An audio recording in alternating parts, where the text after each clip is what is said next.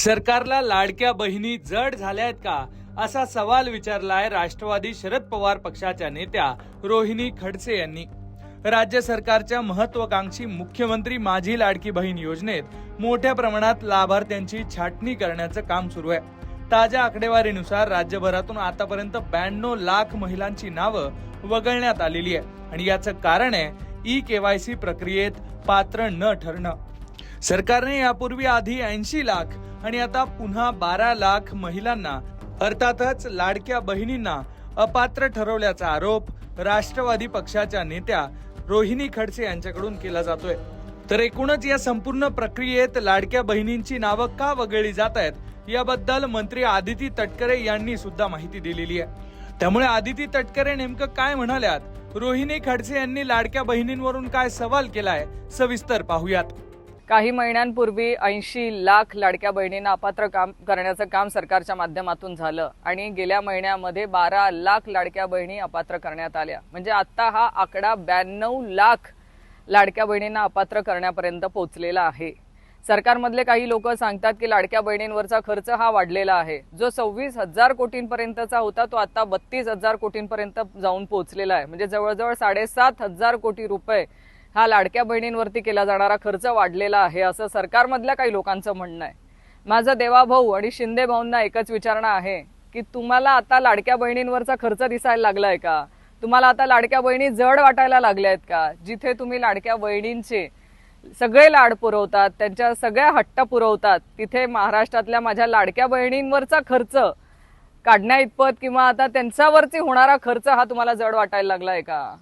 आज लाडक्या बहिणींच्या पाठीशी खंबीरपणे उभे राहणारे लाडके दादा नाहीत, पण माझी सुनेत्रा वहिनींना विनंती आहे की महाराष्ट्रातल्या लाडक्या बहिणींच्या पाठीशी खंबीरपणे उभं राहण्याचं काम तुम्ही तरी करावं। साधारणपणे 2025च्या ऑगस्टमध्ये आपण ई-केवायसीची प्रक्रिया सुरू केली आणि त्या ई-केवायसीच्या प्रक्रियेमध्ये आपण 6 महिन्याची मुदत, पहिल्या कालावधीमध्ये 1 महिना, नंतर आणखी विनंती आली, आणखी 2 महिने, त्याच्यानंतर आणखीन 2 महिने आणि मग शेवटचा डिसेंबर 31 पर्यंत आपण ई-केवायसीची मुदत दिली होती।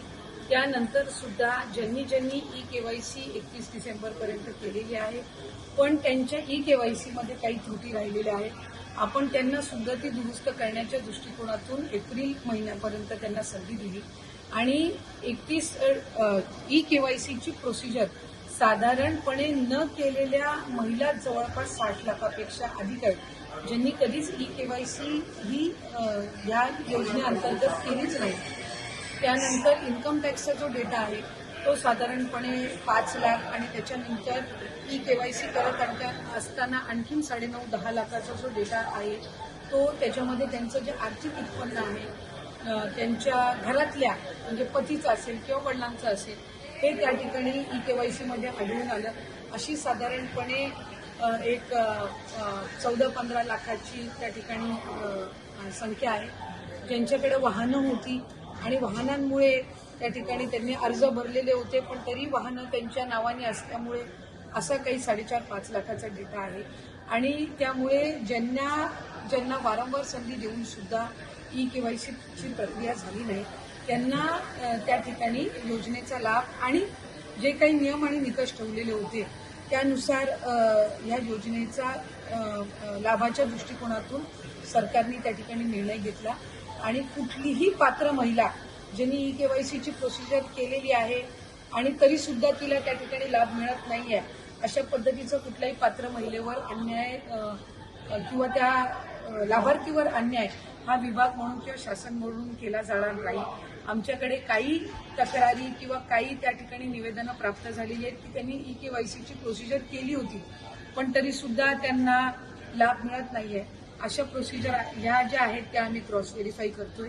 ज्यांनी संजय गांधी निराधार योजना आणि लाडकी बहीण योजना दोन्हीचे अर्ज भरलेले होते आणि दोन्हीकडूनही त्यांना जर लाभ मिळत नसेल तर त्यांना दोन्हीपैकी एका तरी योजनेचा लाभ हा देण्याच्या दृष्टिकोनातून सुद्धा जे काही क्रॉस व्हेरिफिकेशन आहे ते सुरू आहे आणि एक कुठलं तरी चॅनल माध्यमांच्याकडे आणि काही आर्टिकल्समध्ये सुद्धा आलेलं आहे की एकट्या बीड जिल्ह्यामधून 28 लाख महिला अपात्र झालेल्या आहेत। खरं तर बीड जिल्ह्याची लोकसंख्या जवळपास 30-32 लाख आहे, तर त्याच्यातल्या 30-32 लाख लोकसंख्या असलेल्या मधले 28 लाख हे कसे काय अपात्र होऊ शकतात.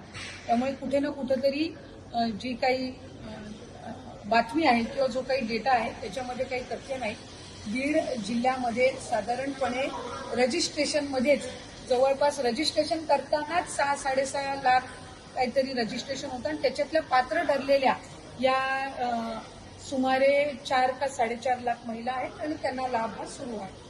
एकूणच आता लाडक्या बहिणींची नावं ई-केवायसी प्रक्रियेत वगळली जात असल्याचं दिसतंय. त्यामुळे आता लाडक्या बहिणींमधून याची काय प्रतिक्रिया येणार हे पाहणं महत्वाचं असणार आहे. तुम्हाला याबद्दल काय वाटतंय ते कमेंट बॉक्समध्ये नक्की लिहा आणि अशाच घडामोडी जाणून घेण्यासाठी लोकमत पाहत रहा.